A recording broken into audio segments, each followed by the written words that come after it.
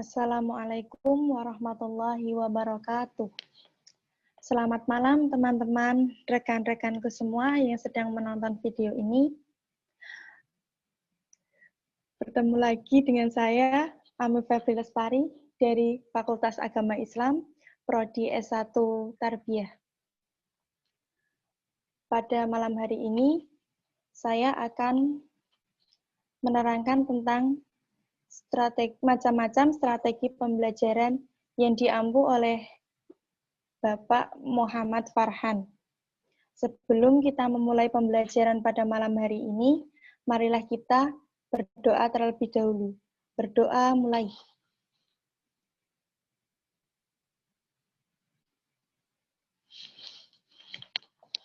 Berdoa selesai. Nah, langsung saja masuk pada materi. Macam-macam strategi pembelajaran.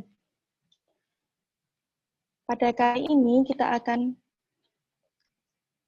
membahas 7 strategi pembelajaran. 1. Strategi pembelajaran aktif atau active learning.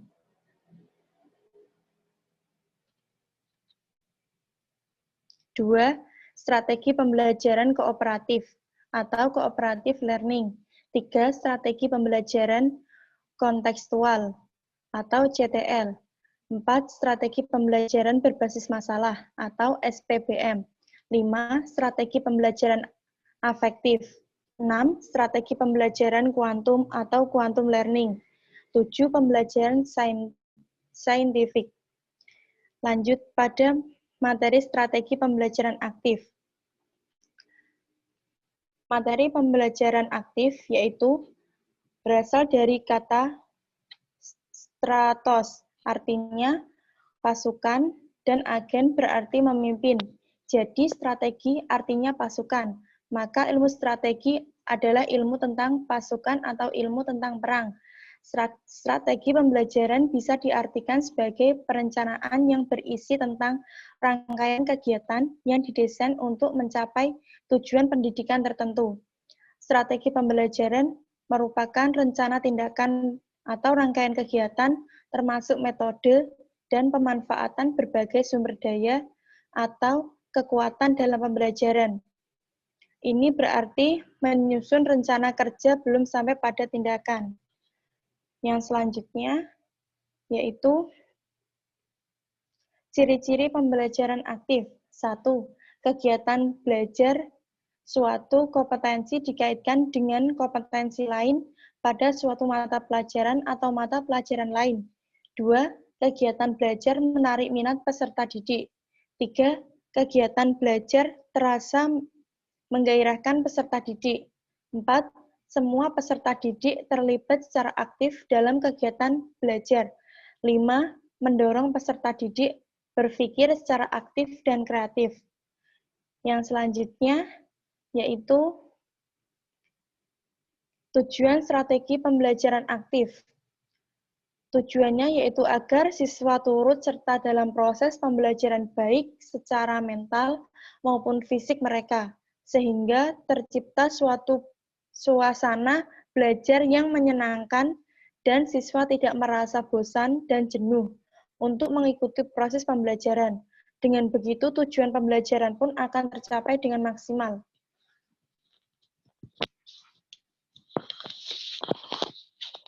Yang selanjutnya yaitu bentuk-bentuk pembelajaran aktif.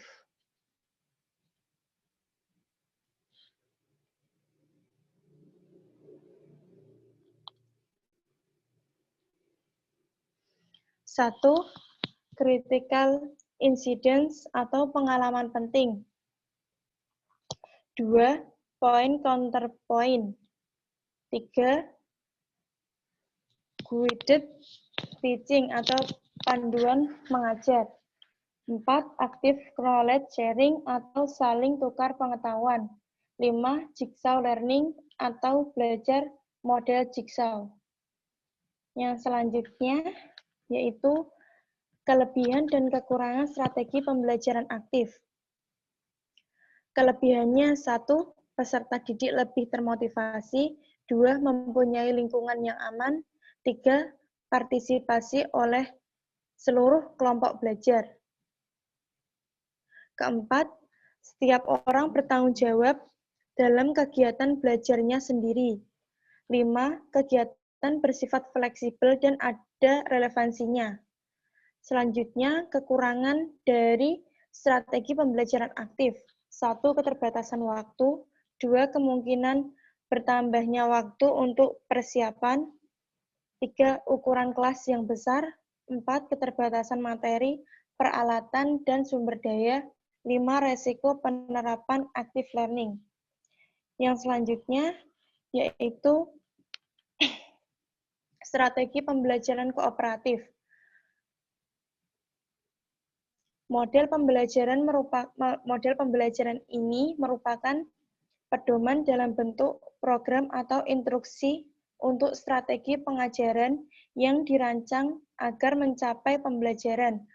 Pedoman tersebut berisi tanggung jawab guru dalam merencanakan, melaksanakan, serta mengevaluasi kegiatan pembelajaran.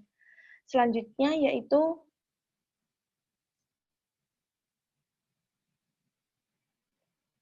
menurutmu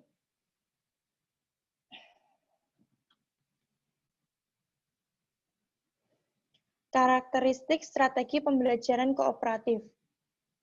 Antara lain yaitu pembelajaran secara tim didasarkan pada manajemen kooperatif, kemauan untuk bekerja sama, keterampilan bekerja sama. Selanjutnya yaitu tujuan strategi pembelajaran kooperatif. Tujuan pembelajaran kooperatif ialah hasil belajar akademik siswa meningkat dan siswa dapat menerima berbagai keragaman dari temannya, serta pengembangan keterampilan sosial. Di antaranya yaitu A. Hasil belajar akademik, B. Penerimaan perbedaan individu, C. Pengembangan keterampilan sosial. Selanjutnya, kelebihan dan kekurangan strategi pembelajaran kooperatif. Kelebihannya, A. Memudahkan siswa melakukan penyesuaian sosial. B. Menghilangkan sifat egois dan egosentris. C. Membangun persahabatan. D. Meningkatkan kepekaan dan kesetiakawanan sosial. Selanjutnya, kekurangan dari strategi pembelajaran kooperatif. A. Guru harus mempersiapkan pembelajaran secara matang. Di samping juga harus memerlukan banyak tenaga, pikiran, dan waktu. B. Agar proses pembelajaran berjalan dengan lancar, maka dibutuhkan dukungan fasilitas, alat, dan biaya yang cukup memadai. Selanjutnya, yaitu strategi pembelajaran kontekstual. Pembelajaran kontekstual adalah konsep belajar yang membantu guru mengaitkan antara materi yang diajarkannya dengan situasi di dunia nyata siswa dan mendorong siswa membuat hubungan antara pengetahuan yang dimilikinya dengan penerapannya dalam kehidupan mereka sehari-hari. Selanjutnya, karakteristik strategi pembelajaran kontekstual. Antara lain, 1. Melakukan hubungan yang bermakna. 2. Melakukan kegiatan-kegiatan yang signifikan. 3. Belajar yang diatur sendiri. 4. Bekerja sama. 5. Berpikir kritis dan kreatif.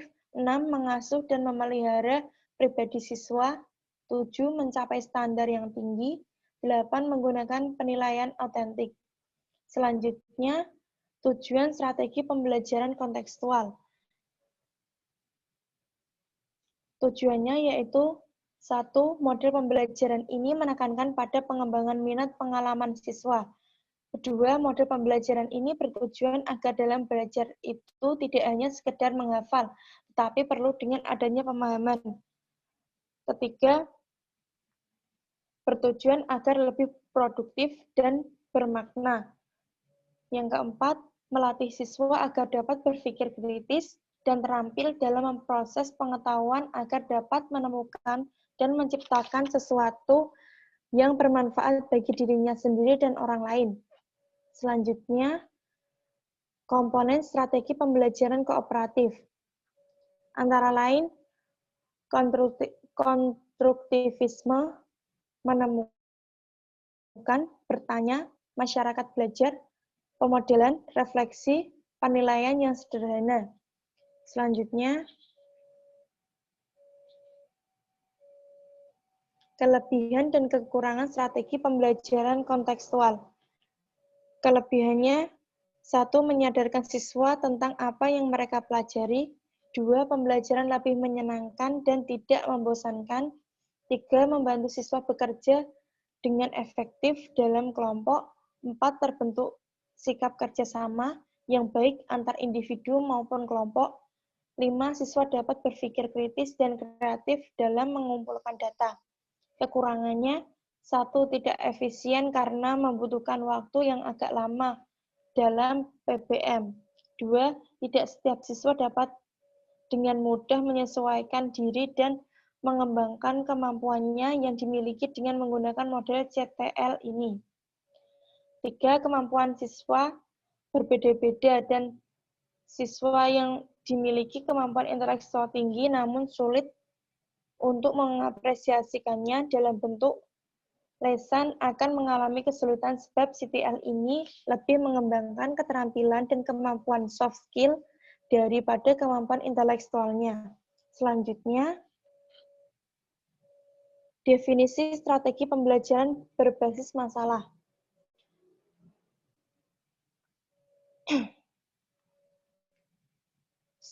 Suatu pembelajaran yang menyuguhkan berbagai situasi permasalahan yang otentik dan bermakna kepada siswa yang berfungsi sebagai landasan bagi investigasi dan penyelidikan siswa.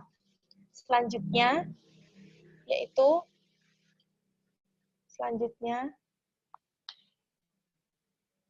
karakteristik strategi pembelajaran berbasis masalah. 1. Pembelajaran berpusat pada siswa. 2. Belajar terjadi dalam kelompok kecil siswa. 3. Guru adalah fasilitator atau pemandu. 4. Masalah membentuk fokus pengaturan dan stimulus pada pembelajaran. 5. Masalah adalah wahana pengembangan keterampilan dalam memecahkan masalah. 6. Masalah adalah struktur kacau dan ranah khas. 7. Informasi baru diperoleh melalui belajar sendiri. Selanjutnya, tujuan strategi pembelajaran berbasis masalah. 1. Mengembangkan keterampilan berpikir keterampilan memecahkan masalah. Belajar peran orang dewasa, keterampilan-keterampilan untuk belajar mandiri. Selanjutnya, desain masalah dalam strategi pembelajaran berbasis masalah.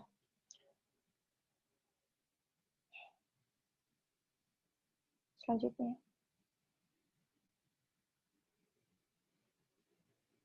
karakteristik masalah nyata dalam kehidupan, adanya relevansi hubungan dengan kurikulum, tingkat kesulitan masalah, masalah memiliki ikatan berbagai disiplin ilmu dan keterbukaan masalah sebagai produk akhir. Konteks. Masalah berpikir menantang motivasi dan tidak terstruktur. Selanjutnya, sumber dan lingkungan belajar.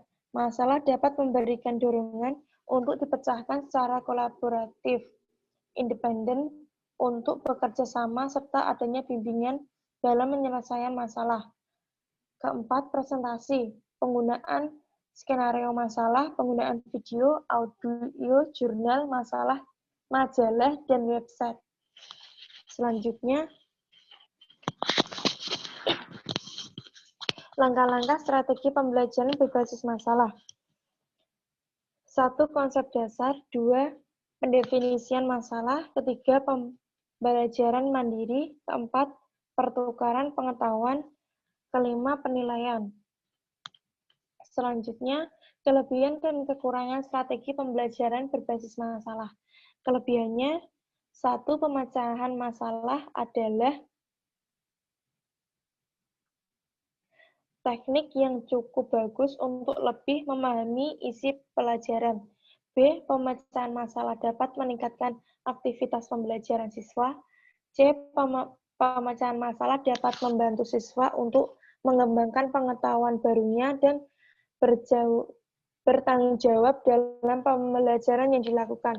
Kekurangannya, apabila siswa tidak memiliki niat atau tidak mempunyai kepercayaan bahwa masalah yang dipelajari sulit untuk dipecahkan, maka mereka akan merasa enggan untuk mencobanya.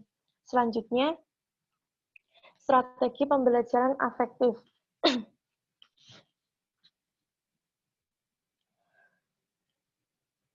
Strategi yang bukan hanya bertujuan untuk mencapai pendidikan kognitif saja, akan tetapi juga bertujuan untuk mencapai dimensi lainnya. Selanjutnya yaitu tingkatan afektif. 1. Tingkatan receiving, 2. Tingkatan responding, 3. Tingkatan valuing, 4. Tingkatan organization, kelima tingkatan characterization. Selanjutnya, macam strategi pembelajaran afektif.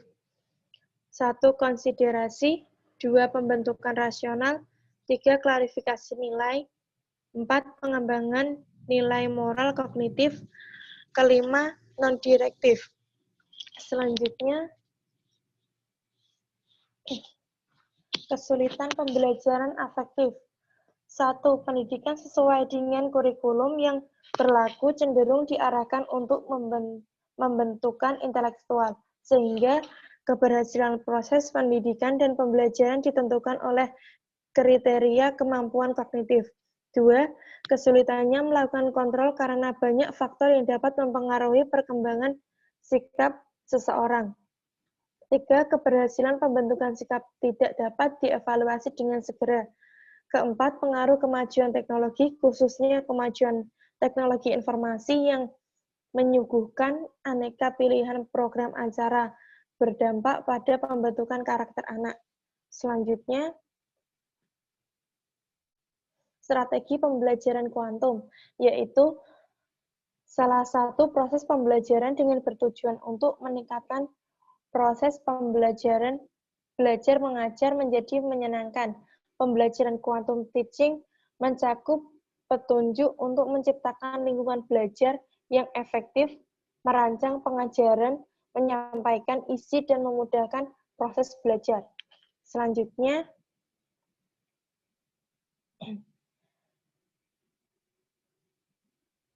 tujuan quantum learning. 1. Untuk menciptakan lingkungan belajar yang efektif. 2. Untuk menciptakan proses belajar yang menyenangkan. 3. Menyesuaikan kemampuan otak dengan apa yang dibutuhkan oleh otak. 4. Membantu meningkatkan keberhasilan hidup dan karir.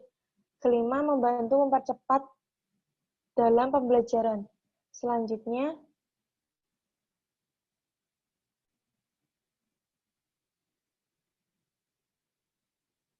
asas quantum learning. Asas utama pembelajaran quantum learning adalah membawa dunia siswa ke dalam dunia guru dan mengantar dunia guru ke dunia siswa. Subjek belajar adalah siswa, guru hanya sebagai fasilitator, sehingga guru harus memahami potensi siswa terlebih dahulu.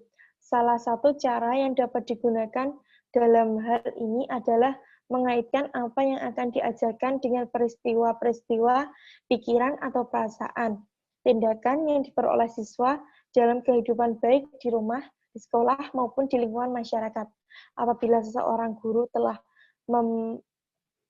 memahami dunia siswa, maka siswa telah merasa diperlukan sebagai semestinya, sehingga pembelajaran akan menjadi harmonis seperti sebuah orkestra yang saling bertaut dan saling mengisi.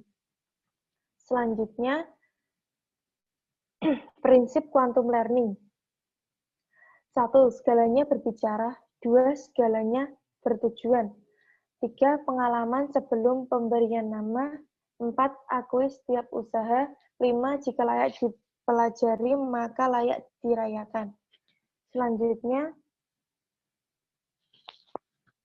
langkah-langkah quantum learning. 1. Mempersiapkan kondisi belajar siswa dengan cara mengatur ruang kelas, agar benda dengan kelas menata kursi berbentuk huruf untuk memudahkan siswa melakukan kontak mata. 2. Menyiapkan musik yang lembut dipasang ketika siswa melakukan kontak mata. 3. Menciptakan kalimat ofensif positif untuk diberikan kepada siswa. Kelebihan dan kekurangan quantum learning. Kelebihannya, pembelajaran kuantum berpangkal pada psikologi kognitif, bukan fisika kuantum, meskipun serba sedikit istilah dan konsep kuantum dipakai. 2. Lebih konstruktivis, bukan positivis, empiris, dan behavioristis. 3. Memiliki model yang memadukan konteks dan isi pembelajaran. Kekurangannya, membutuhkan pengalaman yang nyata. 2. Waktu yang cukup lama untuk menumbuhkan motivasi dalam belajar. 3. Kesulitan mengidentifikasi keterampilan siswa. Selanjutnya, pembelajaran saintifik. Pembelajaran saintifik adalah model pembelajaran yang menggunakan kaidah-kaidah keilmuan yang memuat serangkaian aktivitas, pengumpulan data melalui observasi, menanya, eksperimen, mengolah informasi atau data, kemudian mengomunikasikannya. Selanjutnya, tujuan pembelajaran saintifik. 1. Untuk meningkatkan kemampuan intelektual secara spesifik dapat mengasah kemampuan berpikir tingkat tinggi pada siswa. 2. Untuk membentuk kemampuan menyelesaikan masalah secara sistematik pada diri siswa. 3. Untuk menciptakan keadaan di mana siswa merasa bahwa belajar adalah sebuah kebutuhan. 4. Diperolehnya hasil belajar pada level yang tinggi. Selanjutnya, prinsip pembelajaran saintifik. 1. Pembelajaran berpusat pada siswa. 2. Pembelajaran membentuk student self-concept. 3. Pembelajaran terhindar dari verbalisme. 4. Pembelajaran memberikan kesempatan pada siswa untuk mengasimilasi dan mengakomodasi konsep hukum dan prinsip. 5. Pembelajaran mendorong terjadinya peningkatan kemampuan berpikir siswa. 6. Pembelajaran meningkatkan motivasi belajar siswa dan motivasi mengajar guru. 7. Memberikan kesempatan kepada siswa untuk melatih kemampuan dalam komunikasi. Selanjutnya,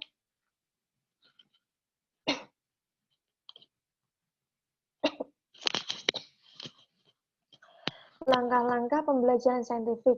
1. Mengamati. 2. Menanya. 3. Mengumpulkan informasi. 4. Mengasosiasikan atau mengolah informasi. 5. Mengomunikasikannya. Selanjutnya, kelebihan dan kekurangan pembelajaran saintifik. Kelebihannya 1. Membantu siswa untuk memperbaiki dan meningkatkan keterampilan-keterampilan dan proses-proses kognitif. 2. Pengetahuan yang diperoleh melalui model ini sangat pribadi dan ampuh karena menguatkan pengertian, ingatan, dan transfer. 3. Mendorong siswa berpikir dan bekerja atas inisiatif sendiri. Kekurangannya, 1. Menimbulkan asumsi bahwa ada kesepian pikiran untuk belajar. 2. Tidak efisien untuk mengajar jumlah siswa yang banyak karena membutuhkan waktu lama untuk membantu mereka menemukan teori atau pemecahan masalah. 3. Tidak menyediakan kesempatan-kesempatan untuk berpikir yang akan ditemukan. Selanjutnya, sekian dari saya. Kurang lebihnya mohon maaf. Assalamualaikum warahmatullahi wabarakatuh.